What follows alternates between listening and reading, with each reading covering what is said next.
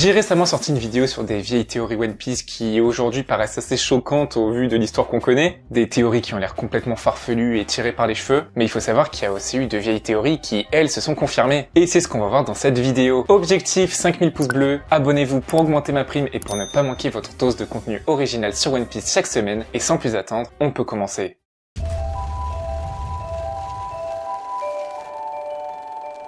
Pas mal de théories existaient au sujet de Sanji. Est-ce qu'il est lié au gouvernement mondial, au Gorosei, à la marine? Eh bien certains ont deviné qu'il faisait partie d'une famille royale et qu'il en était le troisième fils. Évidemment la théorie disait qu'il y avait trois fils, Ichiji, Niji, Sanji, mais difficile de prévoir Yonji, le quatrième fils, et Reiju. Les théories étaient liées en quelque sorte à ses capacités, le fait de pouvoir se battre et de créer des flammes, laissant supposer qu'il fasse déjà partie d'une lignée assez particulière, et donc pourquoi pas une famille d'assassins, ce qui est pas totalement faux en soi. C'est aussi en lien avec son surnom qu'il s'est donné, Mr. Prince, qui, on l'a découvert plus tard, était un foreshadowing montrant qu'il faisait partie d'une famille royale. Il a aussi dit qu'il était né à North Blue, alors que la première fois qu'on l'a vu, c'était Ice Blue, impliquant qu'il est parti de son lieu de naissance très tôt. D'ailleurs, ça faisait aussi un sujet de discussion important, pourquoi Sanji est parti si tôt de chez lui pour devenir cuisinier dans un navire. Et tous ces petits éléments les uns avec les autres faisaient se confirmer cette théorie, notamment avec aussi le Only Alive sur sa prime, qui est assez étonnant, alors que d'habitude c'est Dead or Alive.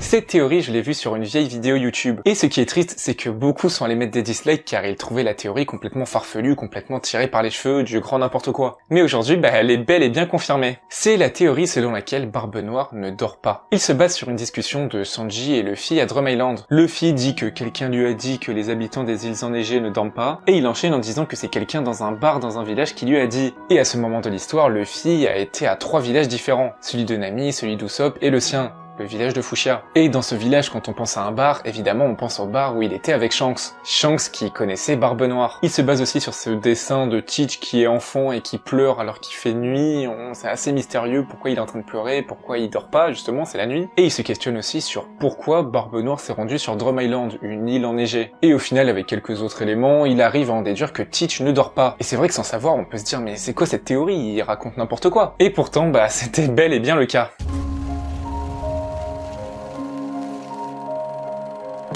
Évidemment, comme on a eu le Gear Second et le Gear Third, le Gear Force c'était pas trop dur de le prévoir, c'est la suite logique. Mais ce qui était dur à prévoir, c'est comment fonctionne ce Gear Force. Donc certaines théories partaient du principe que le Gear Second est basé sur le sang, le Gear Third est basé sur les os, et du coup ainsi le Gear Force pourrait être basé sur les muscles et sur la chair. Certains se servaient du Nightmare Luffy pour dire que ce serait une forme assez ressemblante où il augmente sa masse musculaire. Le Gear Second qui est arrivé à Enies Lobby serait une forme de Soru, de l'incision du CP9 qui serait en fait une version améliorée de ça, et par conséquent le Gear Force ça pourrait fonctionner de la même manière, mais cette fois-là ce serait une version du Haki de l'armement qui elle serait un peu plus améliorée. Et c'est plutôt cohérent car quand Luffy active le Gear Force, il équipe son avant-bras de Haki et il le mord, et c'est comme ça qu'il peut se transformer dans la forme Gear Force. À savoir que parmi toutes ces théories, certains ont prédit qu'il y aurait plusieurs formes, et c'est le cas parce qu'on a Bone Man, Tank Man et Snake Man.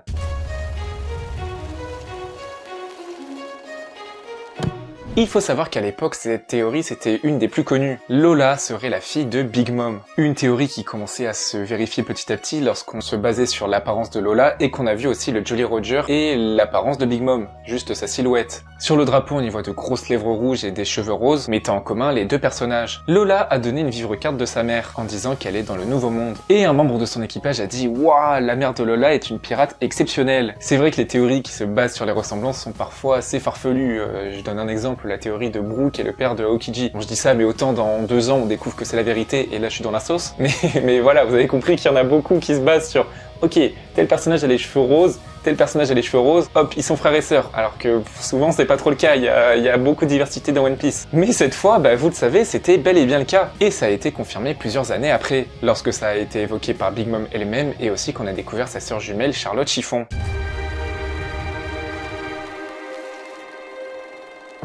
Dès l'introduction de Kinemon et Momonosuke à Punk Hazard, on nous a décrit Kinemon comme étant le père de Momonosuke, mais certains ont émis l'hypothèse que c'est pas vrai. En effet, la théorie se base déjà sur une chose, pourquoi Doflamingo et Kaido trouvent Momonosuke si important. Il y a aussi d'autres conversations qui vont dans ce sens, et c'était bel et bien le cas lorsqu'on a appris que Momonosuke était le fils d'Oden Kozuki et non pas de Kinemon. Mais c'est pas tout, certains ont réussi à théoriser qu'il se passait quelque chose de bizarre à Wano, quelque chose en lien avec le voyage dans le temps. Par exemple, quand Itetsu dit qu'il attend quelqu'un depuis longtemps, Cependant, la seule personne qu'il pouvait attendre était potentiellement Momo. Et de ce qui est dit, il est parti que quelques mois, donc c'est pas depuis si longtemps. Également, à Zo, Momo dit qu'il a rencontré Roger. Momo n'a que 8 ans et Roger est mort il y a 24 ans. Donc ça donnait un petit indice supplémentaire. Aussi, il semblait bien impliqué dans la relation entre Nekomamushi et Inuarashi, en tenant vraiment à ce qu'ils se disputent pas. Alors que de ce qui est dit, Nekomamushi et Inuarashi sont en mauvais termes depuis 20 ans. Ainsi, certains ont dit que le temps à Wano Kuni n'avançait pas de la même manière et qu'il y avait une sorte de paradoxe temporel dans cette île. Et ça, bon, c'était pas vraiment le cas, mais c'était difficile d'imaginer un fruit du démon qui puisse envoyer dans le temps. Mais en tout cas, la théorie est quand même cohérente, parce qu'on a vraiment le fruit de Toki Kozuki, le Toki Toki no Mi, qui permet de faire un bond dans le temps.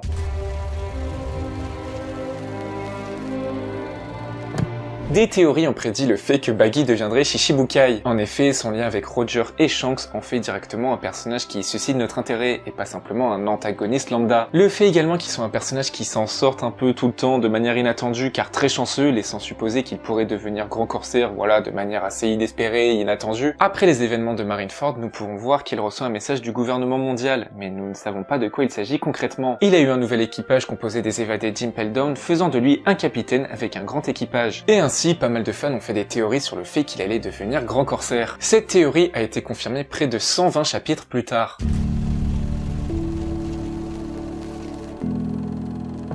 On a eu des informations sur le fruit de Kaido qui n'ont pas encore été dévoilées dans l'anime, donc je vais pas trop en parler pour pas spoil. Du coup, on part du principe que Kaido peut se transformer en dragon, qu'il peut voler comme un dragon, qu'il peut cracher du feu comme un dragon. Mais la théorie du coup c'était bel et bien Kaido peut se transformer en dragon. Des théories se basaient sur le fruit artificiel de Momonosuke qui permet de se transformer en dragon, et qu'ainsi Kaido lui aurait la version naturelle de ce fruit. Kinemon était effrayé par le dragon à Punk Hazard, laissant supposer que cette peur venait du fruit du démon de Kaido directement, mais il y avait aussi d'autres versions de cette théorie disant que Kaido est un réel dragon qui a mangé le fruit de l'humain. Mais en tout cas, cette théorie de Kaido a mangé le fruit du démon du dragon était une théorie tellement populaire que vous en avez déjà entendu parler, c'est sûr. Mais du coup, elle était tellement populaire que certains se disaient c'est trop simple et du coup ce sera pas ça. Alors qu'en soi si, Kaido peut se transformer en dragon, enfin on le voit et voilà, c'était la théorie évidente mais c'est celle qui s'est réalisée. Bon, pour ceux qui sont un jour, vous savez, voilà, je vais pas en rentrer dans les détails pour ne pas spoil, mais en tout cas c'est pas si simple que ça, et sachez qu'il y a aussi des gens qui ont réussi à deviner ce qui allait être ce fruit du démon. Je vais pas évoquer le nom, mais voilà, certains ont réussi à deviner ça, alors que franchement c'est assez improbable je trouve. Et voilà pour cette vidéo sur les vieilles théories assez surprenantes, assez choquantes, mais qui se sont confirmées dans le futur. Tout ça pour dire que si un jour, je sais pas, vous trouvez une théorie farfelue, un peu tirée par les cheveux,